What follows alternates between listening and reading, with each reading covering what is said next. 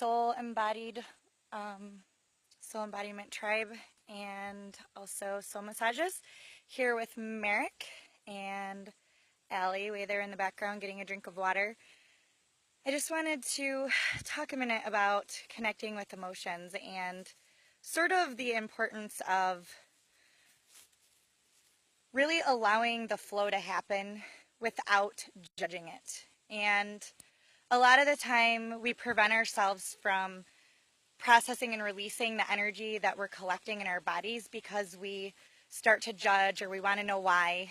We want to figure out something. That's our brain. And reminding everyone that we're meant to connect with our hearts first. So we connect with our hearts, and once we connect with our hearts, we're guided through our emotions, and we observe. We're meant to observe what's happening. We're not meant to try and plan it all out before the prompting happens. My horse is getting all frisky, running back and forth right now. So, I think that a lot of the time when we start asking the questions, it's beneficial to get to the root of maybe a pattern or a process that we have. But when we get stuck in our heads so much, that can prevent the energy from just flowing naturally.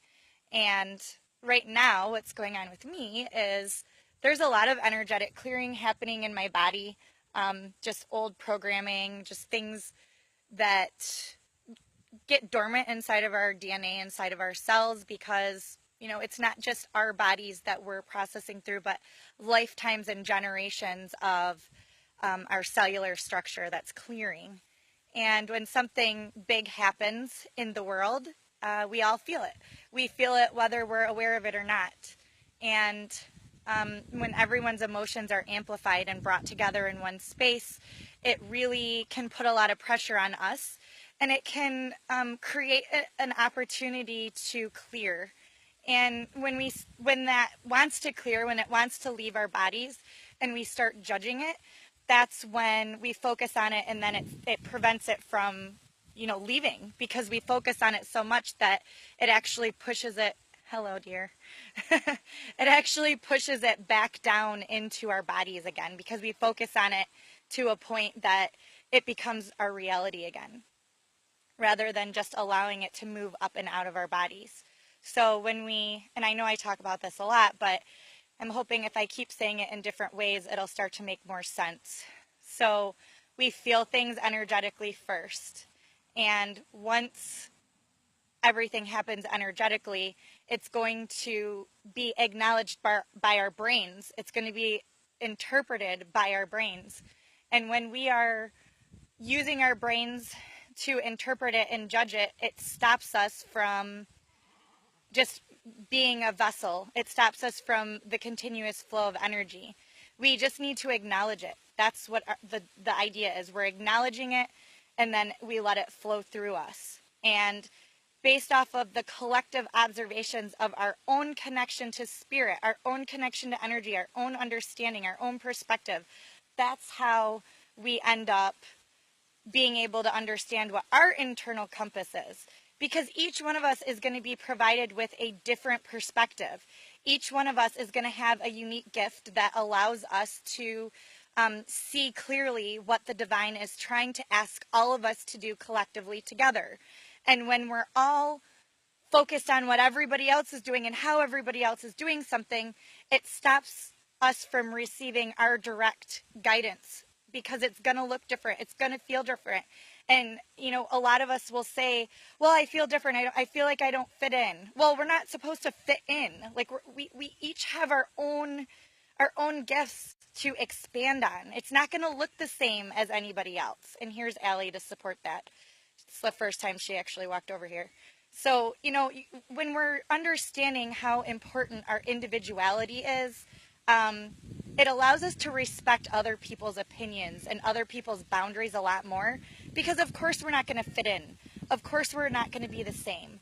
And it's important that we understand what that looks and feels like, because that's where all of our judgment and expectations come from. That's where, because it's our instinct to want to be part of a community, because that's how we survive, when we're in a community. But it's important that we understand every single animal on the property is surrounding me now. They're demonstrating what a community looks like. Even my cat's over here on the floor. I don't know if you can see her, but anyway. So when you start to be yourself and you start to be authentic, your community just appears around you naturally. The more you start focusing on somebody else, you start pushing them away. They leave because you're not being authentic. You're not in alignment.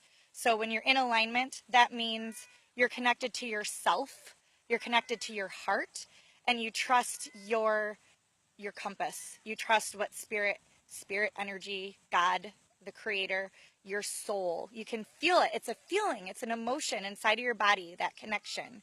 And you know when it's on and you know when it's off. And that doesn't mean you have to be charged up running around, with hearts and butterflies all the time. It just means that you're feeling and you're allowing those emotions to flow through you. If you feel like crying, you can cry. You don't have to project it onto a situation that's going on externally. We have experiences and we have opportunities that come up all the time that allow us to clear. But a lot of the time we have to dissect it. And in the dissecting, a lot of the time, that's where we get stuck. That's where it gets shoved down into our cellular structure. So I just wanted to speak briefly about that. Hopefully this will resonate with you guys and help you do this processing that's happening across the planet continuously. We're continuously expanding and growing. And once we get into that space where we feel that we're in that flow and you can feel that connection, you never lose it. You know when you start to veer away from it, and you make the effort and you make the choice to reconnect, to get quiet, to stop making excuses.